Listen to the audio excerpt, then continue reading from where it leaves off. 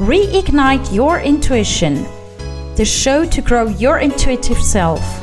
This is episode number 35, where I talk not much, but Stephanie, my interview partner, will give you smart informations. My name is Angela and I'm your host of the show and a highly intuitive person by birth, who never lost her connection. I am the expert in supporting you, regaining your intuition and living a fulfilled and much easier life with it. Trusting fully your intuition takes time and is a very individual process. I share with you my knowledge and strategies I have developed to support yourself on a daily basis in any situation. By signing up to my freebie, you can support yourself to connect with your intuition. Go to angelahack.com/en35. There you'll find the link to my freebie as well as the information how you can contact Stephanie. Welcome to the podcast of today. I'm very honored to welcome my dear friend Stephanie from Malta in my podcast. I know her since, I think 1.5 years. We are buddies in a mastermind group. And I remember the first time when we started becoming buddies, I was like, oh my goodness, that's Mrs. Technic and I'm Mrs. No Technic at all. So she is my tech brain, tech part, and tech supporter, plus very much more a supporter on my growth. And I'm very pleased to welcome Stephanie in my podcast.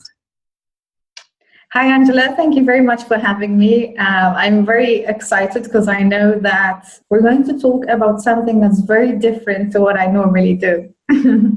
And I love that about Stephanie. She mentioned it's something very different that we do. She's completely into the topic, if it's my opinion. So Stephanie, could you just first of all introduce yourself to our listeners? Right. So I'm a content marketing coach. So I basically am building an online business and I help online entrepreneurs create content that both people and Google love. My background is originally in programming, and I have run an advertising agency with my husband for the last 9 years. We have our 10th anniversary this year.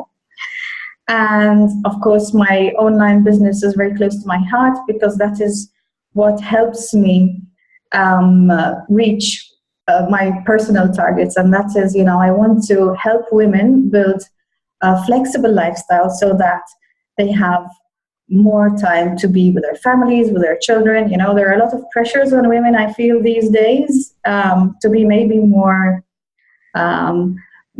business-like than we naturally can be, because we have a lot of responsibilities. And it's one of my goals to help women build businesses that fit around their lives instead of having to work for somebody else's business and, go through all this frustration and all the stress and, burnout sometimes. Okay, I actually have a little correction. It's not content marketing coach, it's content marketing expert. I know you. You are an expert. You're so fabulous in what you do.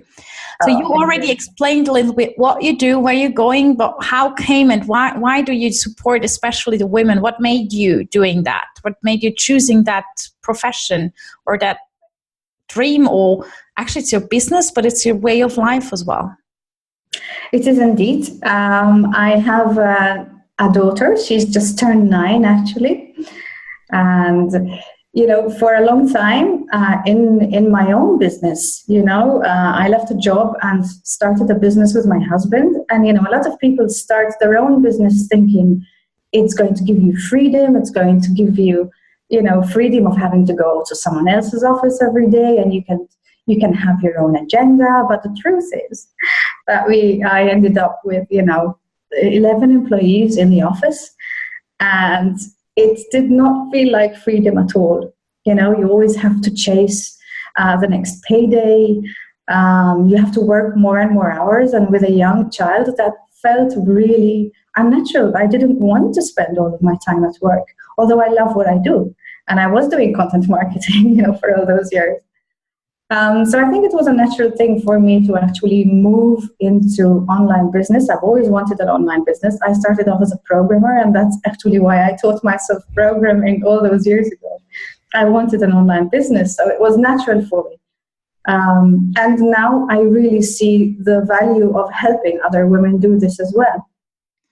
What happens if a man asks you to support him? Because you spoke now about women. I know they're your main target clients. But what if a man says, wow, that's the expert. Why should I not try to contact her? Well, actually, I do have male clients. And I don't rule men out. And in fact, to be honest, I was talking about this to my husband. And he's like, oh, is it like totally a woman-only thing? And isn't that sexist? He does have a point. And no, it's not men only. It's more, like I said, the freedom lifestyle. It's more the true freedom, as opposed, a lot of entrepreneurs end up giving up their freedom because of the business model that they build. So I think, and content is a big part of building a model that can help you perhaps even make money when you're not actively selling, generating traffic. So it is definitely also a male thing, but somehow I feel that women need it more, because I think our lifestyles, especially when we have a family, kind of dictate that we have more flexibility. I like that. Even when you don't have children, it's great to have flexibility. Indeed, because it's about life's experiences. You traveling, being with friends, and it's so much more important than being bigger than the next company. It's to me, at least. Yeah, I'm totally with you. And I'm very curious because, I'm the intuition dude here. And I'm curious how you started to involve intuition in your life, because I know that you are highly intuitive. Your girl is actually amazingly intuitive. She is, she really is. And I'd like to know how it is for you as a tech person, or coming from programming, which is clearly a brain thing, into intuition, so that people out here know that it is natural to combine those things and it's not just one or the other. Therefore, I'd love to hear your journey with your intuitive side. That's right. Well, you're very right when you say that it's a combination of both. And coming from the tech world, I would definitely say that, a lot of people, because they know my technical background, before they talk to me about things like intuition, meditation, simple things sometimes, even hypnosis, just because they're a bit, maybe not so mainstream, not so the opposite of what people think the tech world is. They would start off a conversation with, I know you probably don't believe in this stuff, but... so it comes with a little disclaimer.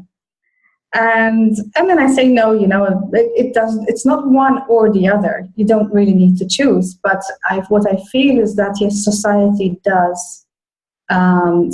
in general does make us feel like we shouldn't be talking about certain things. It's about, maybe it's not so accepted in certain circles.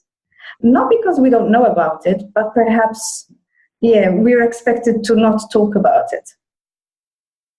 And obviously then once you do give people permission to say, hey, no, I'm not that kind of person, then obviously you can have a regular conversation. And yes, definitely, I would say I resisted it myself for a long time. I did not talk about it, especially in a working environment for many years.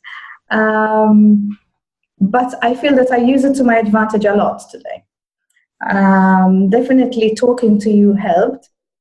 And also I think my experience understanding my experiences of intuition as a child, and then connecting them to the way I feel and the way I experience it today. Something quite strange happened this week, actually. I'm actually interviewing to get a virtual assistant. And, I think I had about 8 applications in a few days, and I thought that's not bad because there was a long list of requirements. So I didn't expect a long list of applications. But somehow, as I saw the registrations coming in, because I send them an email to book a slot with me so we can do the interview, And as I saw them coming in, I was just, I'm not going to find the right person. It's like I could feel that the right person wasn't in that group of people that had applied. And I was in a group on Facebook just talking to someone. And I just started chatting with her about disability. I used to work in disability a long time ago. I used to actually train teachers in tech related to disability. And I just had this feeling, and I said, would you be interested in working on a project with me so we can see if you could be a good match? And she said, I'm actually looking for work like that. And we just connected for a quick call. And, we were just such an amazing match. We had a great call, and we're going to start working on the first project right away. It just totally fitted like a glove. And I knew it the minute that, it's like I felt it the minute I started talking with her, and I was like, wow, okay. I was so sure she's the right person that price didn't even come into it. I was like, I know it's going to fall into place, So I think these are little things that can make a big difference. And in this case, it actually saved me a lot of time as well. Because I could have been interviewing a lot of people half-heartedly about it. Cool. I like this. When it's like, it's like on the point where you accept that it is guiding you, even when your brain says, okay, we have to do this or that. And then it comes like surprising, but it's not. It's trusting in the information you get. So that's awesome. So you got a VA. Congratulations. Yes. I have a new VA. Do you have suggestions for women that kind of like feel that there might be something, but they're very much into their businessy part and don't want to be seen as too intuitive or somebody too like softy or whatever people might think? Yes, well, actually, I will start off maybe a couple of steps before that, because I discovered that the reason why I wasn't talking about it and I wasn't using my intuition to its best potential was because I was actually too eager to please others. So I think that the transformation happened naturally when I perhaps became even more confident and less interested in impressing my colleagues. I think that is when I started talking about it more freely. And yes, you do have to start slowly. But it's funny because it's like when you first start, it's like you're giving people permission to go there. Mm-hmm. And once you do, it happens. It may not happen in a group environment because people are still guarded that there's a number of people listening and it's not done in this environment. But then you start realizing that maybe just because you talked about it even in a group setting and then nobody said anything, then your individual conversations will become more natural and they will include. People will feel free to talk to you about it. And I think that does enhance your life because, especially even your working life, I've had instances where male colleagues have admitted to me that they did something because of their intuition. And for me, for someone in the tech industry that you don't know that well to tell you that, I think it's a big step. I think it's a big step for them.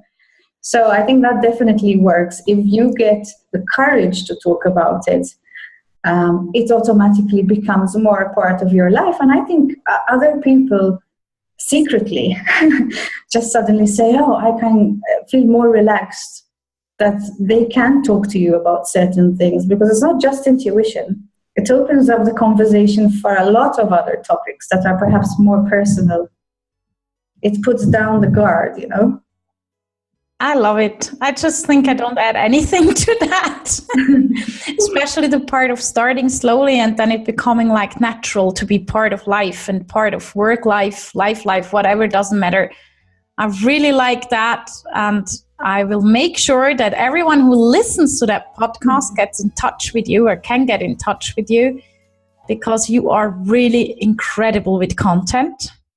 And you have the right intuition to give your clients exactly what they need. So thank you very much for being part of that interview and taking the time to be here. And I hope to hear you soon again. Thank you very much for having me, Angela. And I really look forward to being here again. Are you ready for reignition? Yes? Then go to angelahack.com/en35 and sign up for the freebie with the link you find there. And if you want more information about Stephanie, you'll find them there too. Thank you for listening to Reignite Your Intuition. If you like my podcast, come back, tell others, share, and don't forget to make a review on iTunes.